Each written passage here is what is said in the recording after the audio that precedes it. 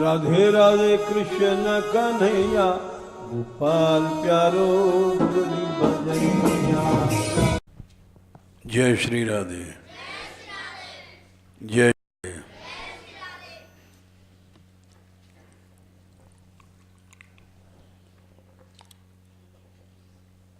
जो लोग कथा कहते हैं वो आगे बैठे हैं।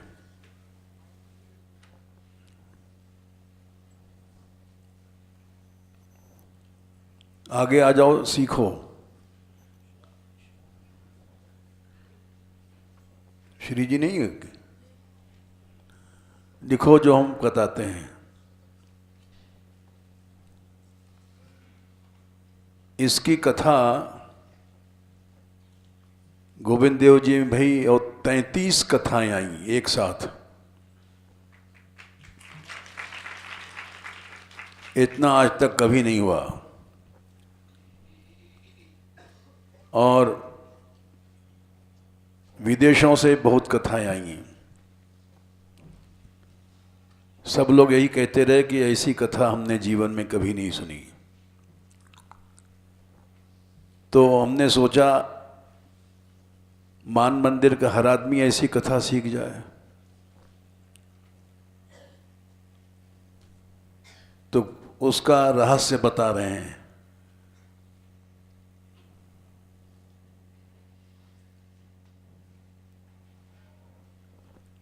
और कौन कहते हैं? राधकेश नहीं आया? मथुरा? अच्छा, क्यों?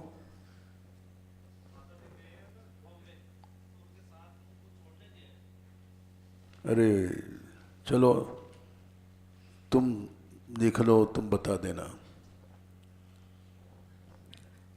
कथा के दो पक्ष होते हैं। एक बुद्धि, एक हृदय। मन एव मन आधस्व मयि बुद्धिम निवेशय। भगवान ने गीता में कहा मन भी लगा और बुद्धि भी लगा। यानी मन भाव पक्ष है, बुद्धि विचार पक्ष है। दोनों पक्ष मजबूत हों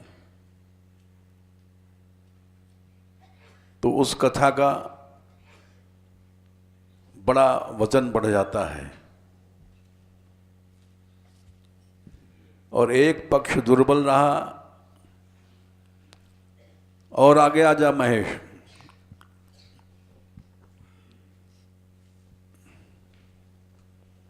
जितना कथाकार हो सब लिखो।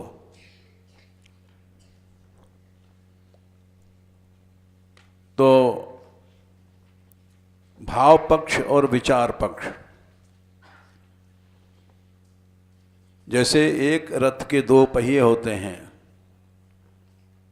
दोनों पहिए मजबूत होंगे तो रथ चलेगा। वैसे ही एक भाव पक्ष होता है, एक विचार पक्ष होता है। भागवत में जितने स्तुतियां हैं वो विचार पक्ष को दृढ़ करती हैं और उसको लोग छोड़ जाते हैं। और जितना ही लीलाएं हैं वो रस पक्ष को पुष्ट करती हैं।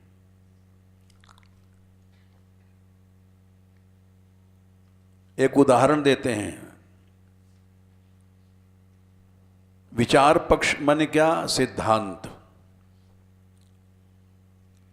सिद्धांत माने क्या होता है? सिद्ध है अंत जिसका, उसको सिद्धांत कहते हैं।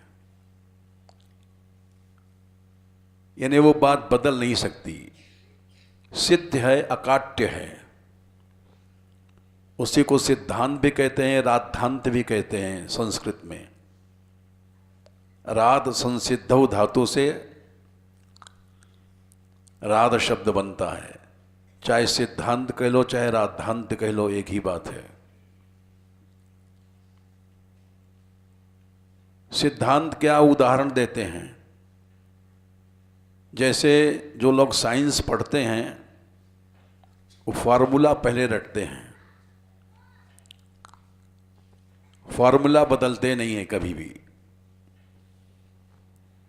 जैसे हम तो कोई साइंस नहीं पढ़े हैं लेकिन अंदाज से बता रहे हैं, पानी का फार्मूला H2O, ये कभी नहीं बदलेगा। H2 का मतलब हाइड्रोजन के 2 परमाणु और 1 ऑक्सीजन के, ये पानी बनता है।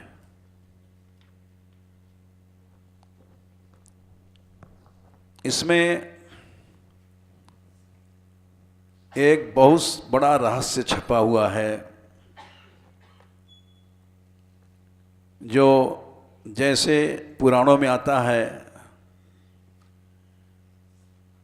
कि समुद्र में पानी चारों ओर फैला और सब संसार डूब गया।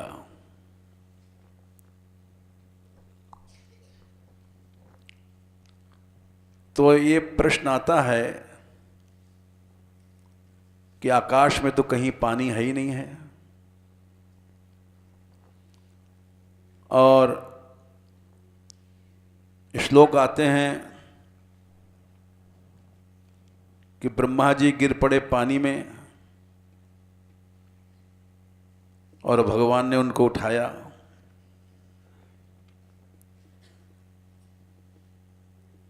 तो यहाँ कोई अगर प्रश्न पूछ ले तुमसे कि आकाश में तो पानी है ही नहीं है, जैसे एक उदाहरण देते हैं, स्कंद 6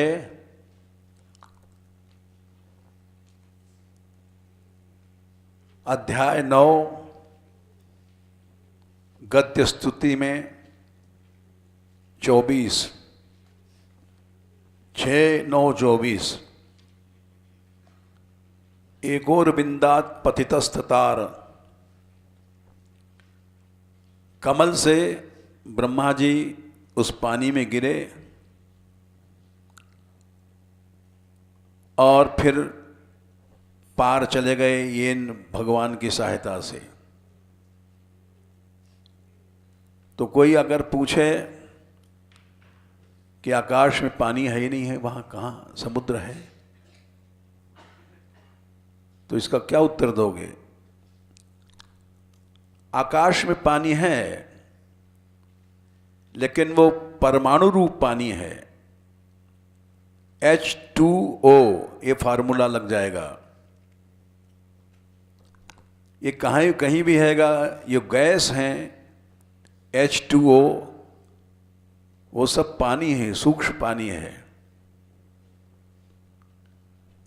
ये सारे ब्रह्मांड में फैला हुआ है।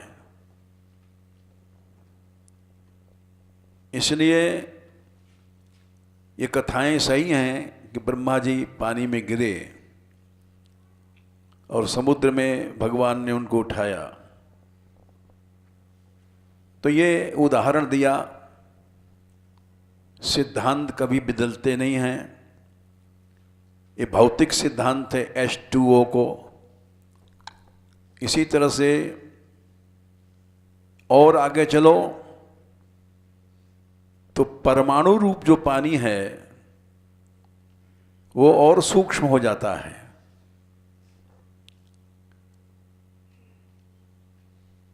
वो तामस अहंकार में जाके सूक्ष्म हुआ, तामस अहंकार जाकर के मूल राजस अहंकार में, फिर सात्विक अहंकार में, और फिर अहम जाके लीन हुआ महत्तत्व में। महत्तत्व जाकर के व्यक्त प्रकृति में, व्यक्त प्रकृति जाके अव्यक्त प्रकृति में। इस तरह से इसका उत्तर है। तो सिद्धांत पक्ष तुम्हारा मजबूत होगा, ये बुद्धि प्रधान है, और साथ साथ लीला रस प्रधान है। ये दो चीज़ें सफल कथावाचक बनाती हैं।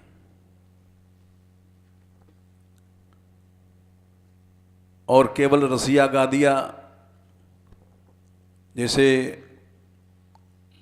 जो रासधारी हैं वो कथा कहते हैं, वो केवल रसिया वसिया गा करके समय बिता देते हैं।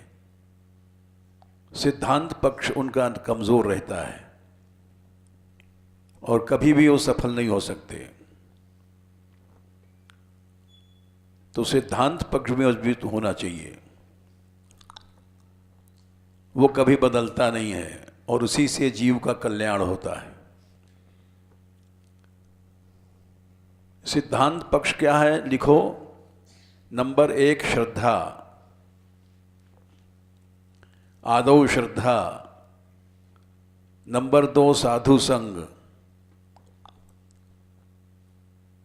नंबर 3 भजन क्रिया, आदौ श्रद्धा तथा साधु संगोथ भजन क्रिया। नंबर 4 अनर्थ निवृत्ति। ये जो अनर्थ हैं भगवान से मिलने नहीं देते, ये हट जाते हैं, ये नंबर 4 है। जब अनर्थ हट गए तो निष्ठा आ जाएगी, नंबर 5। निष्ठा माने अब नहीं गिरेगा। निश्शेषेण तिष्ठति इति निष्ठा। गड़ गया, निशेष माने जैसे कोई खूंटा पूरा का पूरा गाड़ दिया, अब वो नहीं उखड़ेगा, उसको निष्ठा कहते हैं। अनर्थ नहीं है तो गिरेगा नहीं। ये नंबर 5 था निष्ठा। नंबर 4 था अनर्थ निवृत्ति।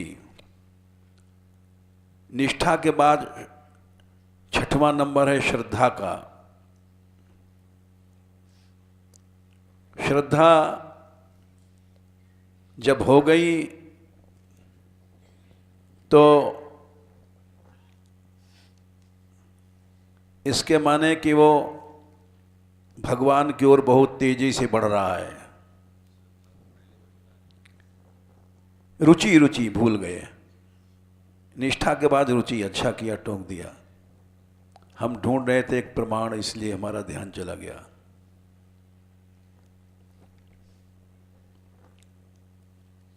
और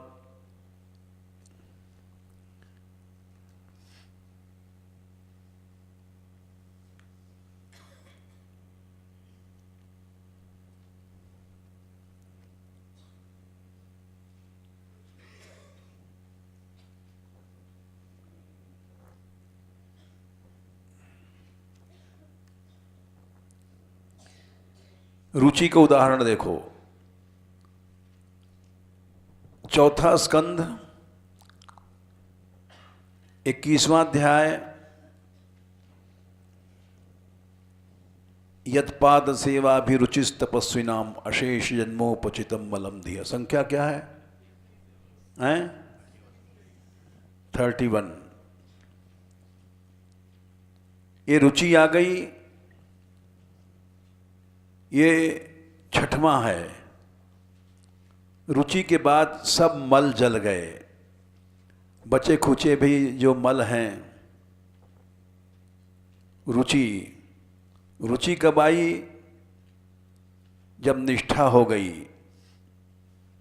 5वां पॉइंट था निष्ठा का, 4था अनर्थ निवृत्ति का, 6वां है रुचि।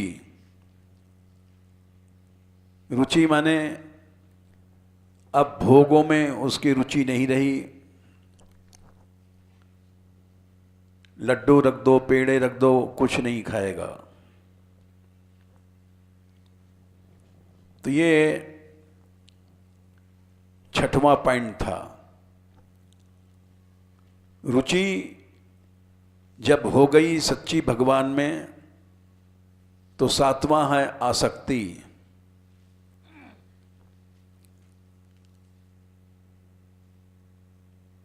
ये सिद्धांत हैं, फिर संसार में आसक्ति नहीं रहेगी।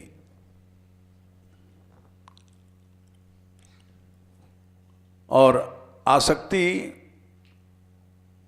संसार में न रहे, यही बात वृत्रासुर ने मांगा था। और प्रसिद्ध श्लोक है वृत्रासुर के उसमें कि हमारी आसक्ति संसार में कहीं नहीं रहे।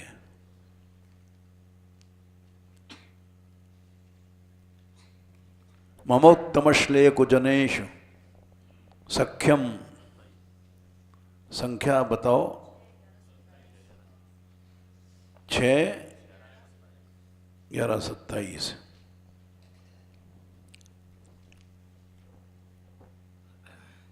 कहीं भी अगर आसक्ति रहेगी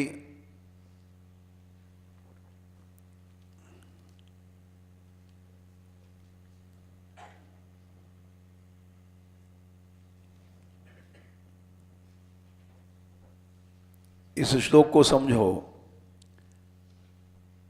मेरी उत्तम श्लोक जन्म ने भक्तों में ही आसक्ति हो जाए। आसक्ति कहाँ कहाँ होती है?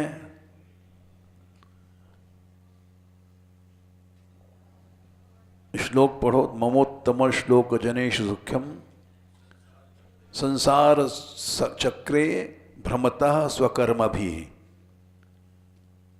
मनुष्य घूम रहा है संसार में क्योंकि आसक्ति है संसार में। कहाँ कहाँ है? त्वन्माया आत्मात्मजदार गेहेषु। शरीर में आसक्ति है। आत्मा मने शरीर, आत्मज मने बेटा बेटी परिवार, दारा माने स्त्री,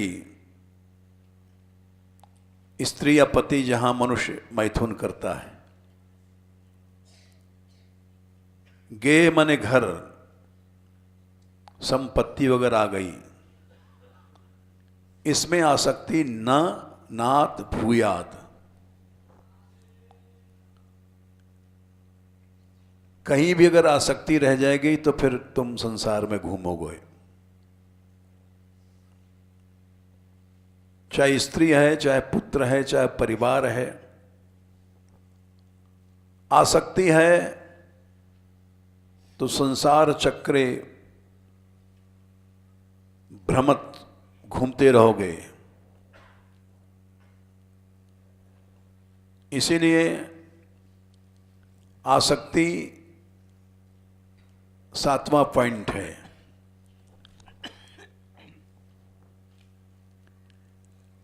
आसक्ति हो जाएगी तो अपने आप भाव पैदा हो जाएगा। ये 8वां पॉइंट है।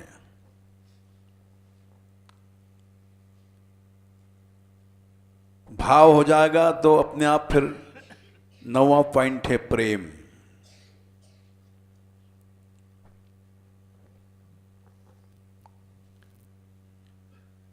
प्रेम जब आ गया तो भगवान मिल गए। ये सिद्ध प्रेम है, गिरेगा नहीं क्योंकि उसमें अब कोई अनर्थ नहीं रहा।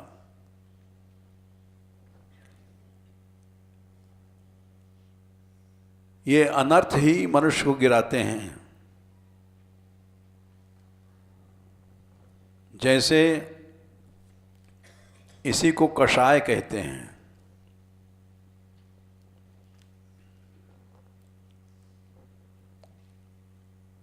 कच्चा आम खट्टा होता है और पका हुआ आम रसीला होता है।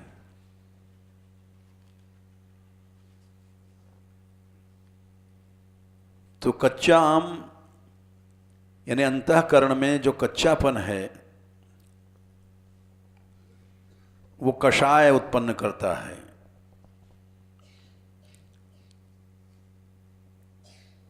ये कषाय जब हट जाता है,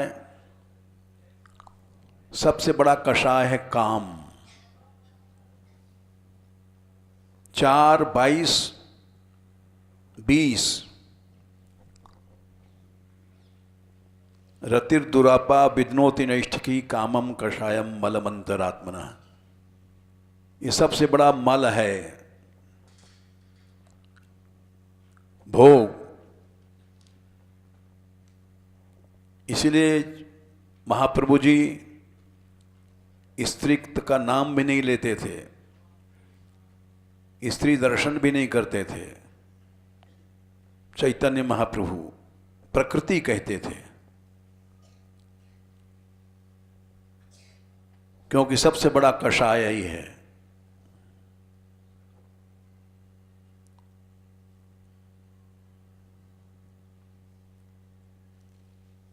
तो ये इसी तरह से क्रोध आदि भी हैं,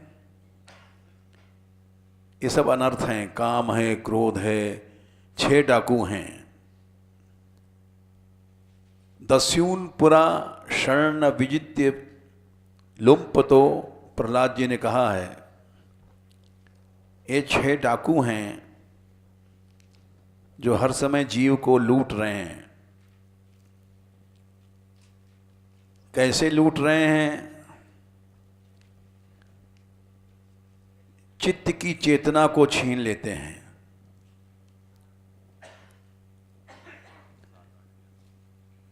सात, 8, 11 ये 6 डाकू हैं। ये हर समय लूट रहे हैं। क्या लूटते हैं ये भी जानना जरूरी है। ये सब सिद्धांत है। ये मनुष्य की चेतना को चुरा लेते हैं।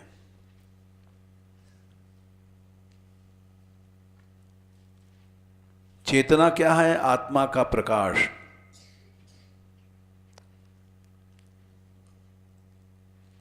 ये बात 4थे स्कंद में सनकादिक ने कहा है। 4:22-30 यदा इंद्रियैर्विषयाकृष्टैराक्षिप्तं ध्यायतां मनः चेतनां हरते बुद्धे स्तंभस्तोयमेव हृदात्। चेतना को चुरा लेता है मन। चेतना जब चोरी चली गई तो स्मृति नष्ट हो जाती है। स्मृति के बाद ज्ञान नष्ट हो जाता है।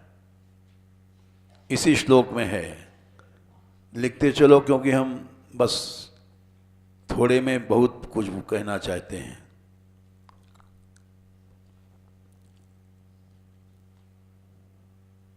गीता में भी श्लोक आता है, इंद्रियाणाम ही चरताम यन मनोनुविधीयते। दूसरा अध्याय 67 है शायद।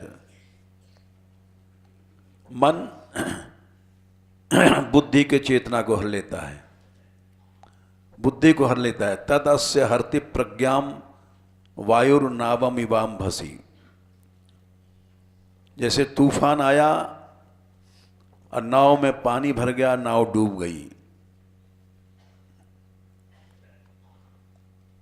बुद्धि को चुरा लिया मन ने या चेतना को चुरा लिया, बात एक ही है, और आदमी डूब जाएगा, मर जाएगा। कितने लोग घर छोड़कर आए यहां और विवाह किया, क्योंकि उनकी चेतना चोरी चली गई थी।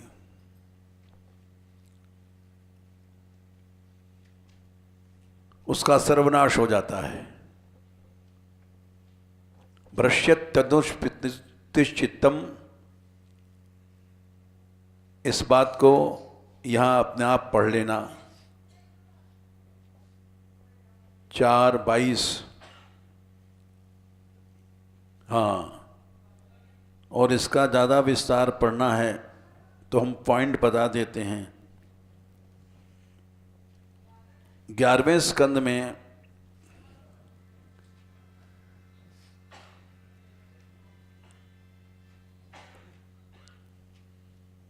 21वें अध्याय में भगवान ने स्वयं कहा है जीव का नाश कैसे होता है। 11, 21, 19, 20, 21 विशेषु गुणाध्यासात, मनुष्य पहले विषयों में गुण है ऐसा सोचता है। अरे भाई लड्डू में बड़ा मजा आया, लड्डू में आनंद है, ये गुणाध्यास है।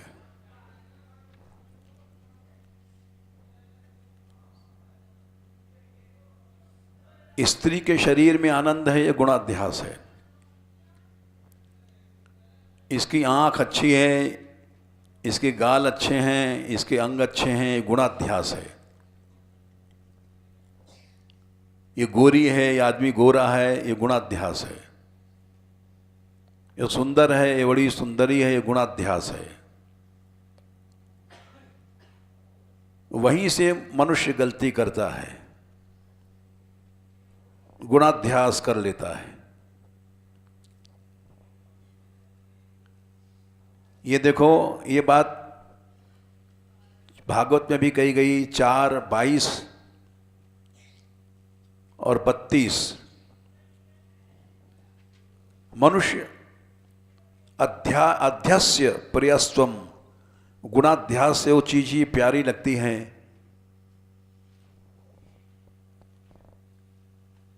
इस तरह से मनुष्य का नाश होता है।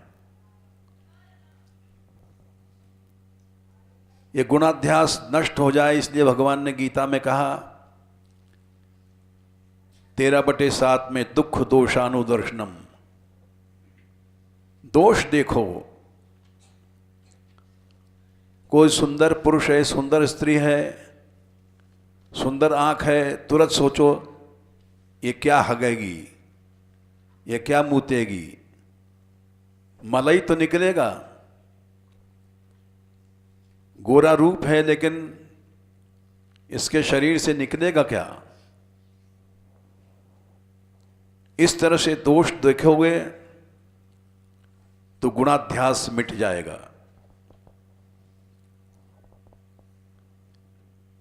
तुरंत मन ले जाओ वहीं दोष में, ये आदमी बड़ा सुंदर है लेकिन ये हगेगा क्या, ये पेशाब क्या निकलेगा इसका। ये गुणाध्यास नष्ट हो जाएगा। तो गुणाध्यास करता है मनुष्य, तब उससे पुंसस संगस ततो भवेत। 11वां स्कंद 21वां अध्याय 19वां श्लोक। गुणाध्यास से आसक्ति होती है, आसक्ति से काम होता है, और काम से कली मने फूट। गीता में काम से डायरेक्ट क्रोध लिखा है, लेकिन यहां काम से कली लिखा है। ये रोज सोचो, जहां गुणाध्यास हो वहीं उसी समय दोष देखने लग जाओ। भगवान ने कहा है 13/7 में दुख दोषानुदर्शन, हर समय दोष देखो, हर समय, जिससे तुम्हारी घृणा उत्पन्न हो जाए। क्योंकि गुणाध्यास अगर करोगे तो आसक्ति जरूर होगी, आसक्ति होगी तो काम पैदा होगा, काम से कली भेद फूट, और फूट से क्रोध पैदा होगा। 20वां श्लोक। और क्रोध से तम अंधकार पैदा होगा। ये सब सिद्धांत है। अंधकार, तम मन अंधकार से चेतना तुम्हारी चली जाएगी। चेतना क्या है? प्रकाश और ऊर्जा। फिर 21वां श्लोक है, 21/21 और तुम शून्य हो जाओगे, मूर्छित हो जाओगे, मुर्दा हो जाओगे। शरीर तुम्हारा चल रहा है लेकिन तुम मर चुके हो, क्योंकि तुम्हारी चेतना चली गई है।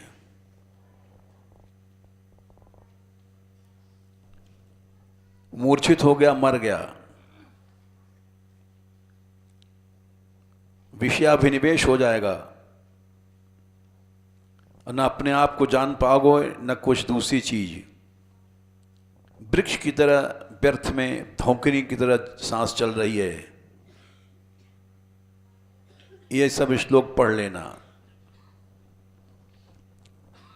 ये सब सिद्धांत है।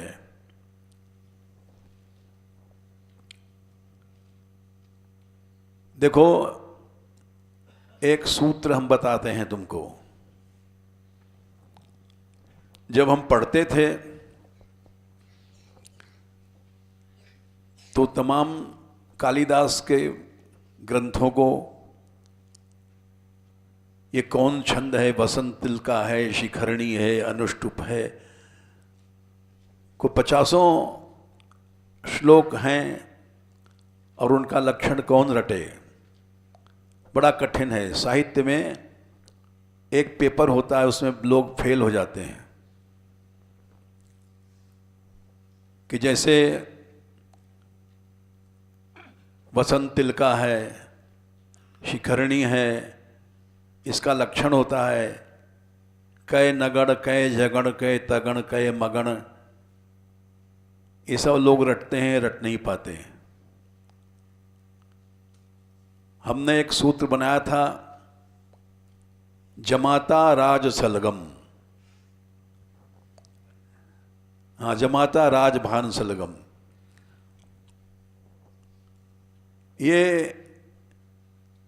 लोग रट नहीं पाते हैं, तो हमने एक गप बनाई थी। एक जमाई बड़ा सुंदर था। कैसा था? राजभान, राजाओं की तरह उसकी शक्ल सूरत थी। और सास मोहित हो गई तो सलगम, सलगम बने संपर्क हो गया, तो सूत्र बन गया जमाता राजभान सलगम। और बड़ी जल्दी याद हो जाता है। और इसमें सब गण हैं। जमाता में शुरू के 3 गुरु हैं। गुरु माने 2 मात्रा वाले नहीं, एक लघु 2 गुरु, जमाता बन गया। एक मात्रा वाला लघु होता है, ज लघु है और माता गुरु है। फिर 3 अक्षर लो, राजभा। राजभा में एक गुरु है, एक लघु है और एक गुरु है, राजभा बन गया। इसके तरह फिर तीसरा लो, जभान। जभान में आदव लघु और भा गुरु और फिर लघु, लघु गुरु लघु। इस सूत्र से बड़ी जल्दी लोग गण गिन लेते थे और पास हो जाते थे। तो ये इसी तरह से यहाँ भी एक सिद्धांत का एक सूत्र बनाया। और जैसे उस सूत्र का नाम है साविस प्रसास। साविस प्रसास। अब इसका अर्थ समझ लो। स माने सत्ता स्वीकृति।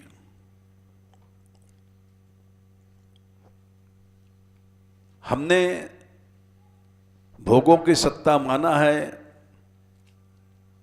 उसकी स्वीकृति किया है गुणाध्यास के द्वारा। दोष दर्शन से उसकी सत्ता मिट जाती है।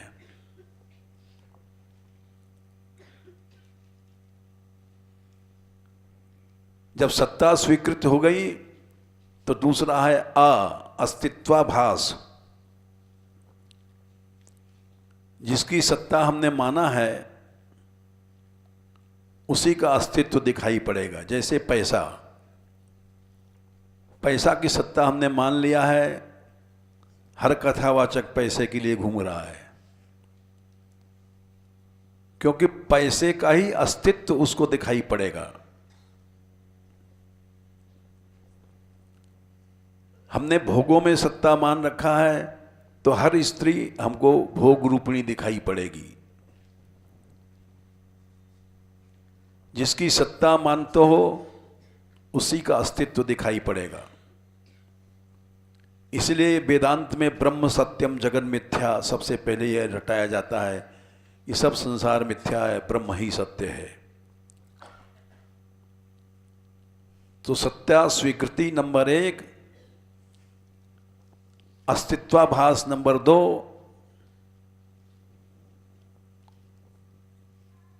और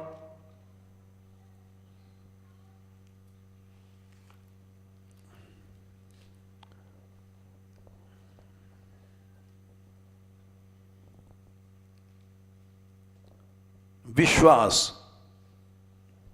साविस नंबर 3 है विश्वास। जिसका अस्तित्वाभास दिखाई पड़ेगा उसी में विश्वास हो जाएगा। हाँ, ये बड़ा सुंदर पैसा है, यहाँ इतना मिलेगा, ये बड़ी सुंदर स्त्री है, विश्वास है कि इसमें तुमको रस मिलेगा। अस्तित्वाभास के बाद विश्वास, और विश्वास के बाद फिर है प्रियता नंबर 4। सत्ता स्वीकृति नंबर 1, अस्तित्वाभास नंबर 2, विश्वास नंबर 3, चौथा संबंध है। जहां विश्वास होगा वहां संबंध हो जाएगा। जाने बिन न होई प्रतीति, बिन प्रतीत न प्रीत होई प्रीति, प्रीत बिना नहीं भक्ति दृढ़ाई, जिम खगेश जल कै चिकनाई। बिना जाने विश्वास नहीं होगा, बिना विश्वास के प्रेम नहीं होगा। तो विषयों में हमारा विश्वास है, इसलिए प्रेम नहीं हटता है। सत्ता स्वीकृति नंबर 1, अस्तित्वाभास नंबर 2, विश्वास नंबर 3 और संबंध नंबर 4। विश्वास हो गया तो उससे संबंध करोगे, संबंध होगा तो प्रियता हो जाएगी। बिना संबंध के प्रेम नहीं होता है। नंबर 5, प्रेम जिससे हो गया नंबर 6, उसकी बार बार स्मृति आएगी। प्रसास, प्रिय माने प्रेम, और स माने स्मृति। प्रेम है तो स्मृति अपने आप आएगी। भगवान से प्रेम हो जाएगी तो स्मृति आ जाएगी। स्मृति आ गई तो आसक्ति हो जाएगी, प्रसास।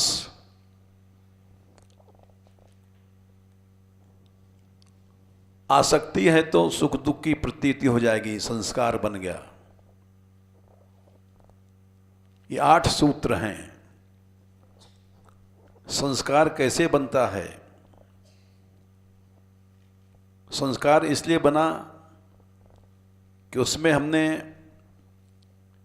सत्ता माना था, अस्तित्व हुआ, विश्वास हुआ, पैसे में प्रेम हुआ, स्मृति आई, इतना मिला इतना नहीं मिला, आसक्ति हो गई। ये 8 चीजें हैं।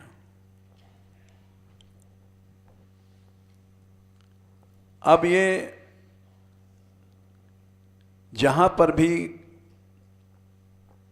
ये 8 चीजें हैं, आसक्ति का खंडन किया गया। बिना आसक्ति के खंडन के प्रेम नहीं होता। जैसे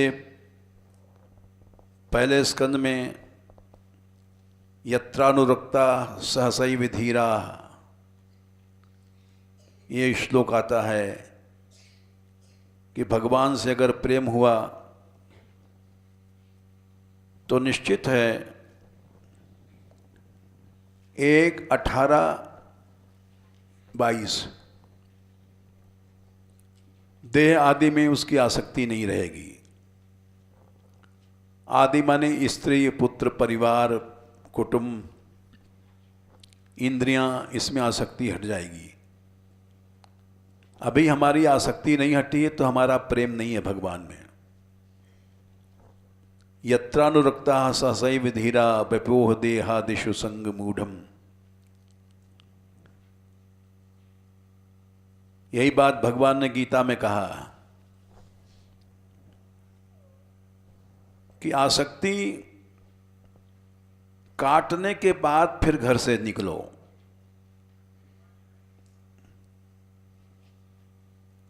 नहीं तो भजन भजन कुछ नहीं होगा। 15वें अध्याय में भी यही बात कही गई है। 13वां 15/3 असंग शस्त्रेण दृढ़ेन छित्वा, असंग की तलवार लेकर के हृदय में जो पेड़ है अश्वत्थ, इसको छित्वा काट करके, उसके बाद चौथा श्लोक है ततः पदम तत्पर मार्गितव्यम, भगवान को ढूंढने निकलो। अगर आसक्ति नहीं काटे तो वहां भी जाकर के पैसा ढूंढोगे, चेली ढूंढोगे, चेला ढूंढोगे और सब ढोंग बन जाएगा, वैराग नहीं।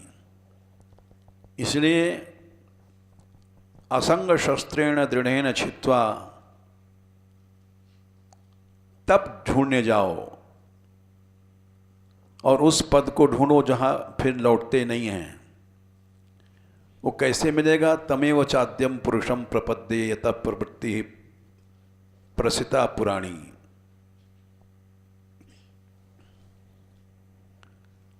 हम जैसे लोग गड़बड़ करते हैं, बिना आसक्ति काटे निकल पड़ते हैं घर से और फिर वो उसी को ढूंढते हैं जहां आसक्ति है। भोग, पैसा, भोगैश्वर्य प्रसक्ता नाम तया परित चेतसाम 2/44 व्यवसायत्मिका बुद्धि समाधो न विधीयते। भगवान में मन नहीं लगेगा। 2 कारण है, एक भोग और ऐश्वर्य।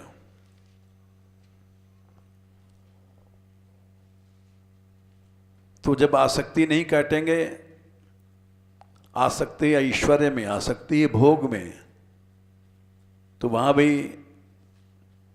यही सब कर्म करेंगे।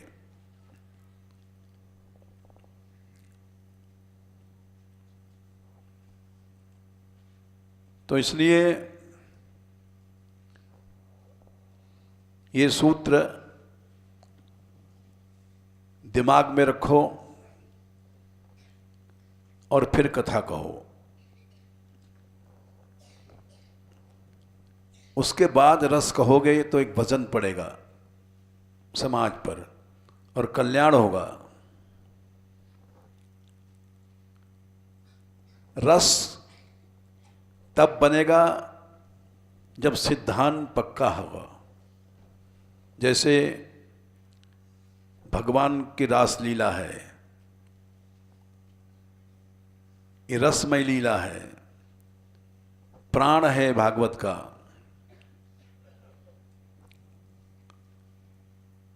और इसको गा दिया तुमने नाच वाच के, जैसे राजधारी लोग कथा कहते हैं, पद का करके जमा दिया, लेकिन उसका परमानेंट प्रभाव नहीं पड़ेगा, क्योंकि उसमें सिद्धांत नहीं है। अब देखो, रास पंचाध्यायी का सिद्धांत थोड़े में बता रहे हैं, बहुत थोड़े में। भगवान ने बंशी बजाई, रास का संकल्प किया, उससे गोपियां आई सब कुछ छोड़ करके, और भगवान ने सिद्धांत पक्ष देखा कि इनका मजबूत है कि नहीं है। वाचः पेशैर विमोहयन्, मोह करने वाली वाणी बोले कि इनकी आसक्ति अभी घर में है कि नहीं है। जाओ, लौट जाओ, मातरः पितरः पुत्राः भ्रातरः पतयंश्चवः विचिन्वन्ते अपश्यन्तो मां कृध्वं बंधु साध्वसम्। सारा परिवार तुमको ढूंढ रहा है, माँ ढूंढ रही है, बाप ढूंढ रहा है, बेटी बेटी जंगल में चिल्ला रहे हैं, भाई ढूंढ रहा है। सब घर को तुम क्यों घबराहट में डालती हो? भगवान ने सबसे पहले यही बात कहा। 29वें अध्याय में 20वां 21वां श्लोक है, लौट जाओ और देखो, धर्म का उल्लंघन करोगे तो नरक मिलेगा। इसलिए परम धर्म है स्त्रियों का, परो धर्मो ह्य माया, 24वां श्लोक।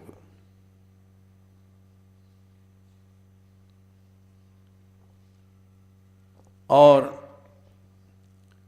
सबका पालन करो, कल्याणी तभी बनोगी, और नहीं तो नरक को जाओगी। ये कहकर के भगवान चुप हो गए। अब इतना ही नहीं है कि भगवान चुप हो गए तो गोपियां बुद्धू थी। गोपियों का सिद्धांत पक्ष बहुत मजबूत था।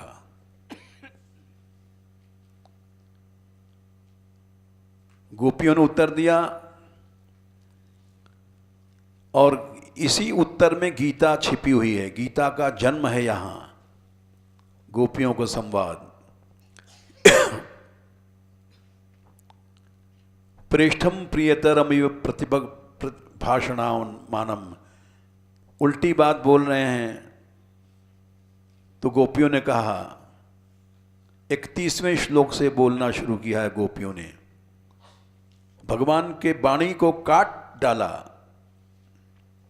मैवम विवोरहति भगवान गदितुम नृशंसम, तुम क्रूर वाणी बोलते हो।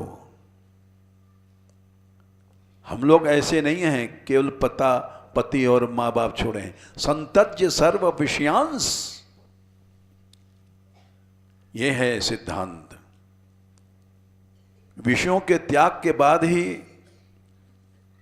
जैसे भगवान ने कहा, ततः पदम तत्परमार्गितव्यम, जाओ ढूंढने उस भगवान को। पहले असंग शस्त्र से आसक्तियों को काट करके जब निकलो, वही बात यहां है।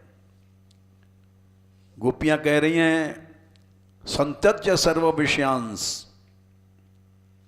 हम सब विषयों को छोड़ के आई हैं।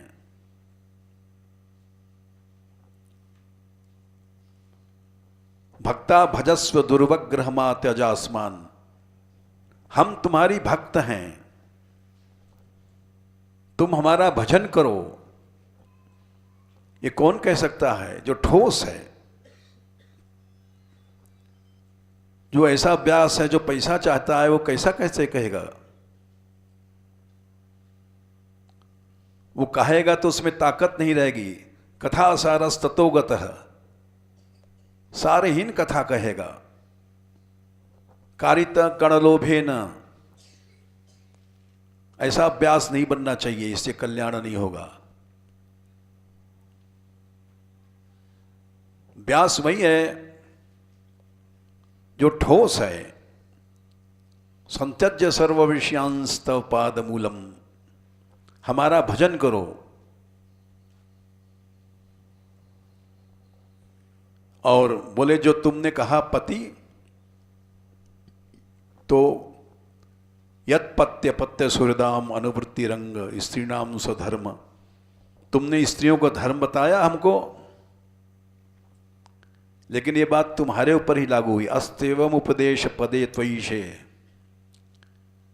तुम ही प्रेष्ठ प्रिय हो और आत्मा हो,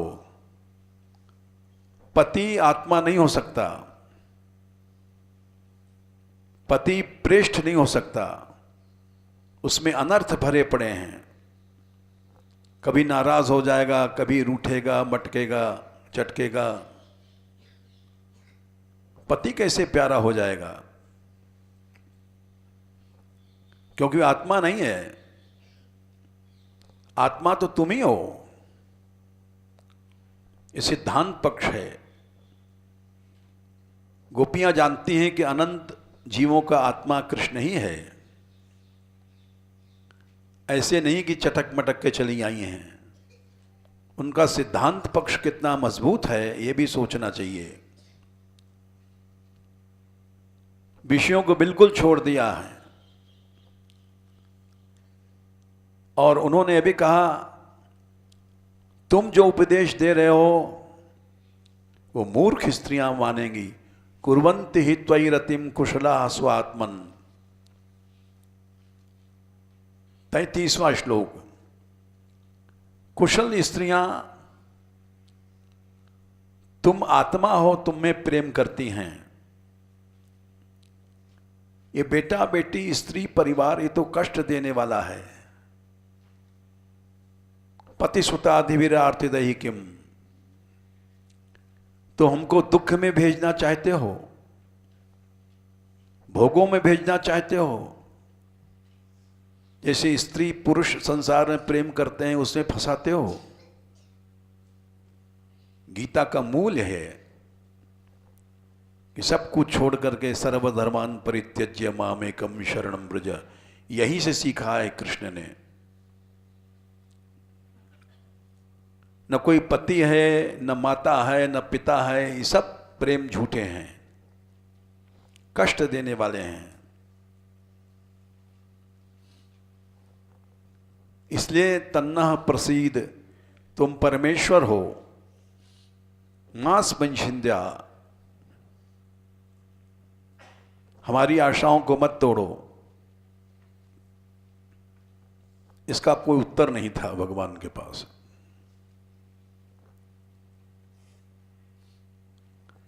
और फिर भी अगर जिद करते हो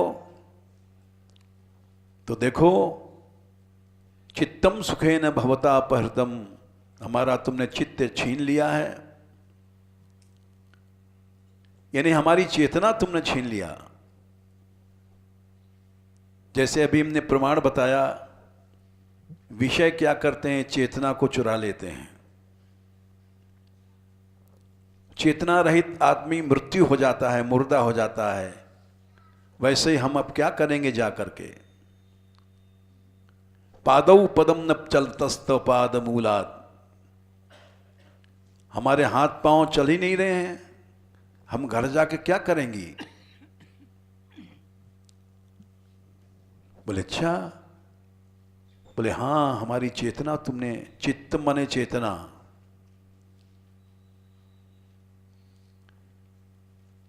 और बोले हमने तो नहीं छीना।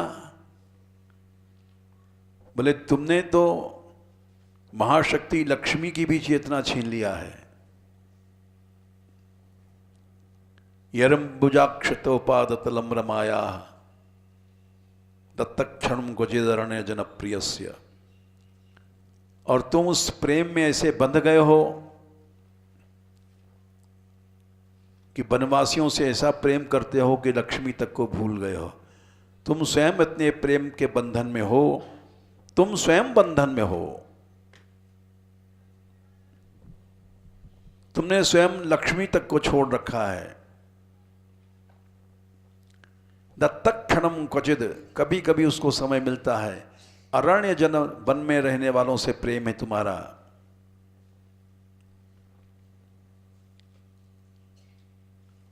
फिर आगे कहते हैं, कौन सी स्त्री त्रिलोकी में है जो तुम्हारे इस रूप को देख करके मोहित न हो। कास्त्रंगते कल्पाताय सम्मोहित आर्य चरितान्न, चाहे पार्वती हो चाहे सरस्वती हो, इन सब का इतिहास है।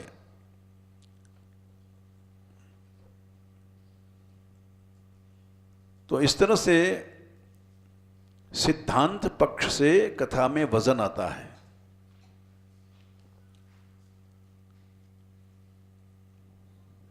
और भगवान चुप हो गए,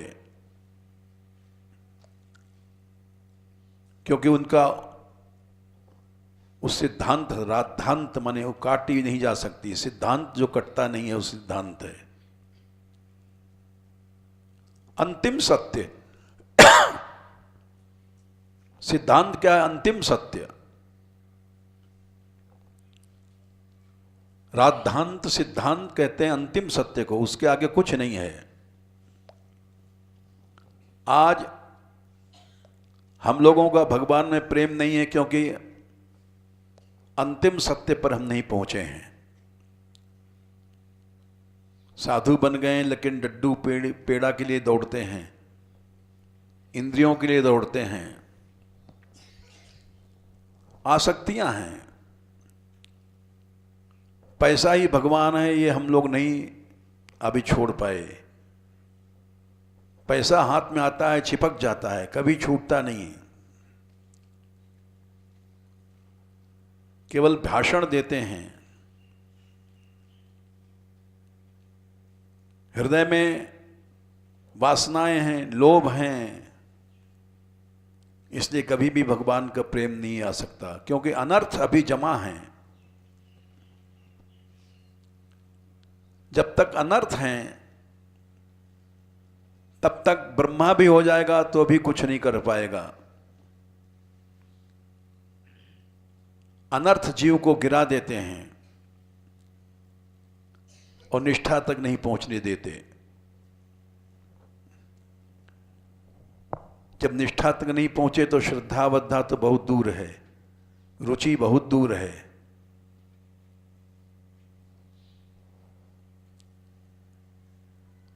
तो गोपियों का सिद्धांत पक्ष इतना मजबूत था कि गीता का जन्म ही यहीं से होता है, रास पंचाध्यायी से। बोले सारा संसार पति है, स्त्री है, आत्मा नहीं है, ये प्रेष्ठ नहीं है, ये केवल दुख रूप है।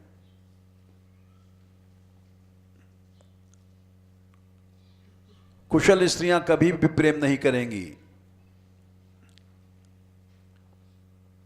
स्त्रियों से मतलब जितने जीव हैं, जो कुशल जीव हैं, वो अनात्म चीजों में कभी प्रेम नहीं करेंगे, और करेंगे तो उनको कुछ नहीं मिलना है।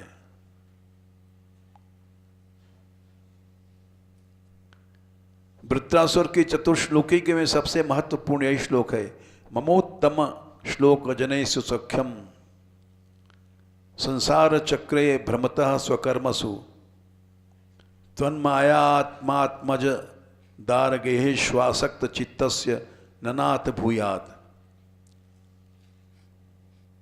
हमारी आसक्ति हट जाए, शरीर से हट जाए, आत्मज बेटा बेटी से हट जाए,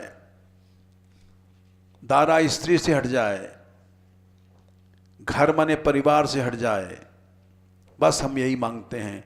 ये कर करके वृत्रासुर चुप हो गया। इसलिए वृत्रासुर की वीरवाणी का सभी आचार्यों ने बड़ी प्रशंसा किया है। यहां तक इंद्र ने कहा, ओह दानव सिद्धोसी, तू भाई सिद्ध हो गया है और हम तो अभी भोग में डूबे हुए हैं। यस्य भक्ति हरौ निःश्रेयसेश्वरो। इंद्र बोलता है, जिसकी भक्ति में भगवान में है, किम क्षुद्र घातकोदकये, ये ऐसा शब्द है जिसका अर्थ करना कठिन है। क्षुद्र पानी, खात माने गड्ढा। स्त्री की योनि क्या है? नीच गड्ढा है।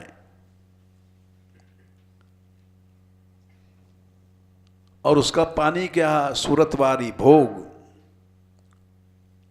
मैं तो अभी उर्वशी के साथ नीच गड्ढा में भोग भोगता हूं। किम क्षुद्र घातकोदकई, क्या संख्या है? 12-22। पूरा श्लोक पढ़ो।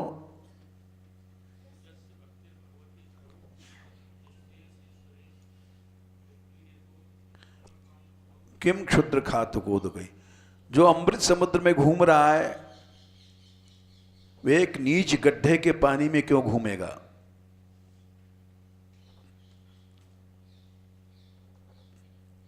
समय हो गया, इसलिए एक अच्छा कथाकार बनने के लिए सिद्धांत पक्ष मजबूत चाहिए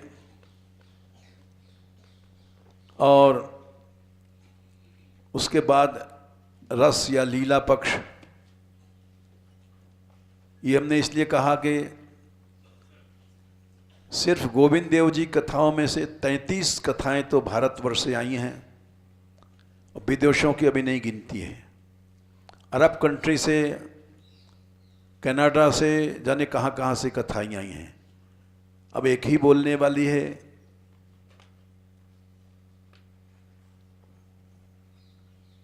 दूसरे को लोग नहीं चाहते हैं, बोले हमको केवल मुरली चाहिए।